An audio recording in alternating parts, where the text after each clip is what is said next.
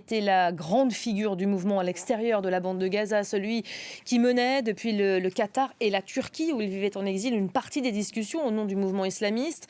Depuis sa disparition, il y a évidemment de très nombreuses réactions, à commencer par celle des membres de l'Axe de la Résistance. On vient de vous évoquer celle de l'Iran. La Turquie également a réagi, condamnant l'assassinat du chef du Hamas. On retrouve tout de suite à Istanbul Géna Lebras. Bonjour Géna. Ismail Haniyeh était un proche du président turc Recep Tayyip Erdogan, dont le pays condamne évidemment aujourd'hui un ignoble assassinat.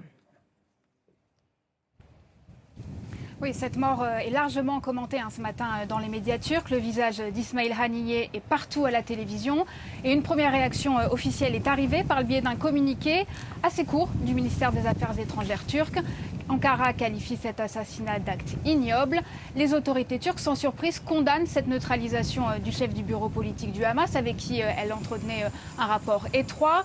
On le sait, Ismail Haniyeh, parmi d'autres responsables politiques du Hamas, avait son droit d'entrée en Turquie. Il ne résidait pas à proprement parler dans le pays, mais il y avait une résidence. Il avait aussi obtenu un passeport turc et piloté un certain nombre de réunions et de décisions depuis Istanbul. Depuis le 7 octobre, il participait aux pourparlers pour trouver un potentiel accord de cessez-le-feu dans la bande de Gaza, mais passait le plus clair de son temps au Qatar, pays médiateur clé dans ce conflit.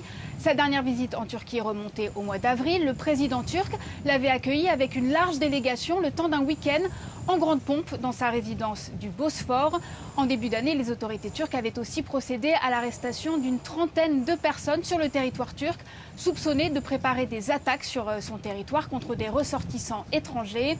Ces interpellations étaient survenues juste après l'annonce des services de renseignement israéliens expliquant qu'ils élimineraient les responsables de l'attaque du 7 octobre, où qu'ils soient dans le monde, je cite, et notamment en Turquie. Ces arrestations avaient donc été perçues comme une volonté claire de la part d'Ankara de protéger les membres du Hamas.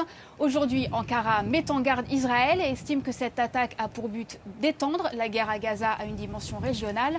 La Turquie, qui par la voix de son président dimanche dernier, avait menacé d'envahir l'État hébreu, estimant que Benyamin Netanyahou est en train d'entraîner toute une région dans la guerre pour rester au pouvoir. Cette position est réitérée aujourd'hui.